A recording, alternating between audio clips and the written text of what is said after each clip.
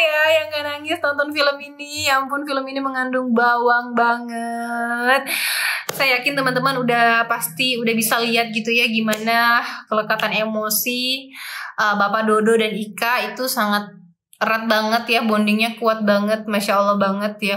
Luar biasa banget kalau ada bapak dan anak yang punya ikatan emosional seperti itu. Apalagi anaknya masih kecil tapi udah bisa banget gitu ngerasain betapa sayangnya dia sama bapaknya. Bapaknya juga udah bisa ngerasain betapa bapaknya sayang anaknya gitu ya.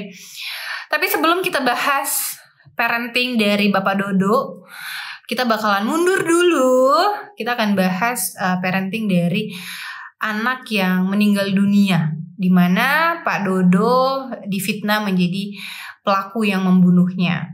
Jadi pertemuan pertama Bapak Dodo sama anak ini itu adalah di rumahnya karena dia menjual balon sehingga dia mengantarkan balon ke rumah tersebut gitu ya.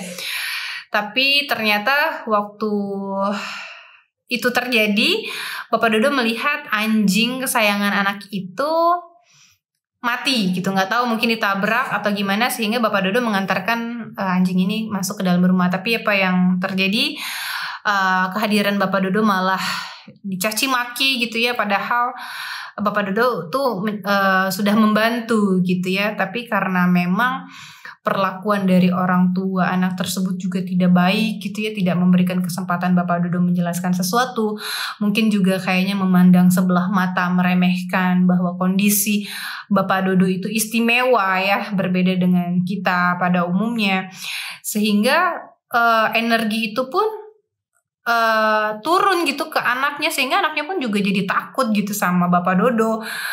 Jadi ya Dodo dibenci lah gitu. Jadi udah punya alasan bahwa mereka tuh membenci Dodo gitu. Suatu ketika Bapak Dodo berusaha untuk menghibur anak tersebut dengan membuat balon yang berbentuk anjing.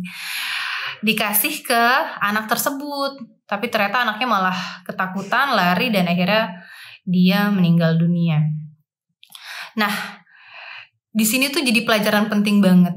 Ada sebuah percakapan dari orang tua dari anak ini itu tentang obrolan bersetegang gitu ya. Ayo kamu harus pulang dong, ini kan acara anak ulang tahun kita gitu. Acara ulang tahun anak kita gitu. Jadi kayak udah kebayang ya, artinya memang parenting mereka tuh tidak melahirkan bonding yang kuat, sehingga anak pun jadi dia ngerasanya nggak aman.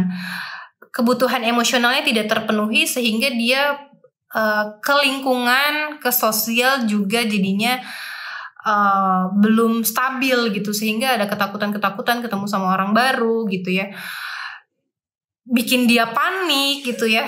Nah itu tuh pelajaran banget sih buat kita, seandainya kita sebagai orang tua berusaha untuk memenuhi kebutuhan emosional anak ya, bukan hanya harta, fasilitas segala macam, tapi yang dibutuhkan sama anak itu adalah kehadiran kita seutuhnya, cerita kita, ungkapan cinta kita itu dibutuhkan sehingga anak jadi lebih tenang.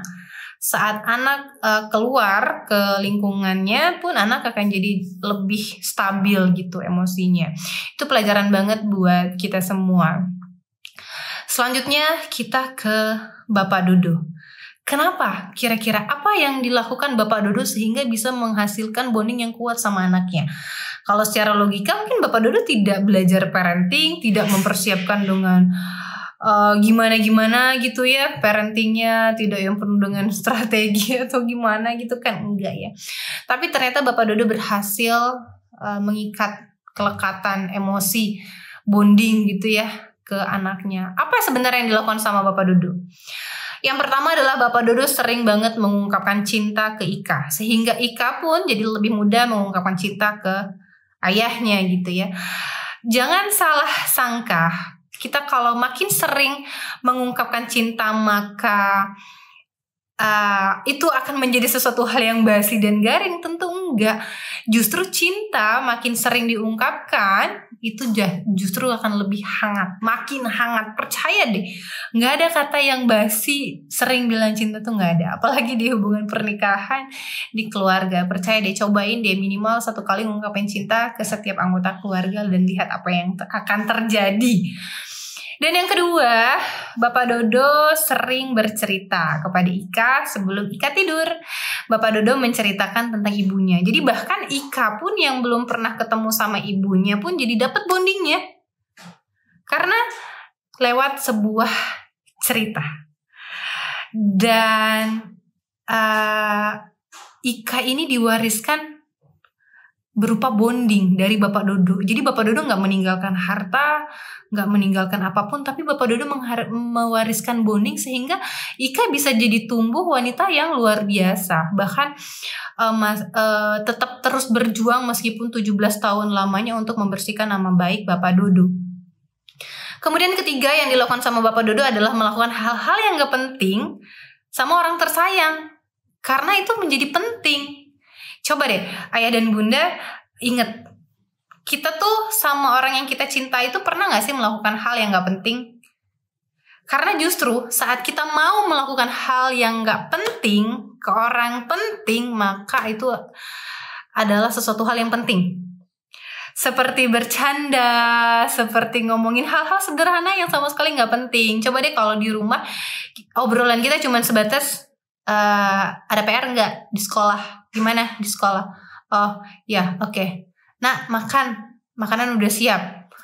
Wow, seandainya kita bisa melakukan hal-hal yang nggak penting, ngobrol hal-hal yang tadi ada kecoa atau tadi bunda beli somai atau ketemu apa, hal-hal yang nggak penting, terus kayak ada gerakan-gerakan cinta mereka gitu kan, itu mungkin orang anggapnya itu nggak penting, tapi itu sangat penting buat mereka gitu. Jadi kita perlu melakukan hal yang nggak penting dengan orang yang penting buat kita gitu. Karena coba deh kalau kita sama relasi bisnis kan jarang banget kita melakukan hal-hal yang nggak penting, pasti semuanya tuh penting karena yang dipikirin tuh adalah keuntungan gitu kan. Tapi kalau di keluarga saat kita melakukan hal yang nggak penting, duduk bersama gitu ya, ngobrol-ngobrol, nggak perlu lama, cukup sebentar tapi berkualitas, dan itu dilakukan secara rutin, dan itu hasilnya akan luar biasa banget. Jadi ayah dan bunda, yuk kita mulai membiasakan untuk mengungkapkan cinta ke anak, bercerita gitu kan. Karena banyak banget pelajaran-pelajaran penting yang bisa kita sampaikan ke anak itu lewat sebuah cerita. Jadi anak pun akan lebih bahagia karena dia gak ngerasa diguruin gitu. Terus selanjutnya yuk luangkan waktu untuk melakukan hal yang gak penting, yang katanya tuh gak penting tapi itu bisa menjadi penting, bisa membangun bonding. Apa aja ya, bisa cerita hal-hal yang sederhana yang bikin lucu, nonton video-video lucu bareng anak, mungkin melakukan kegiatan-kegiatan sederhana.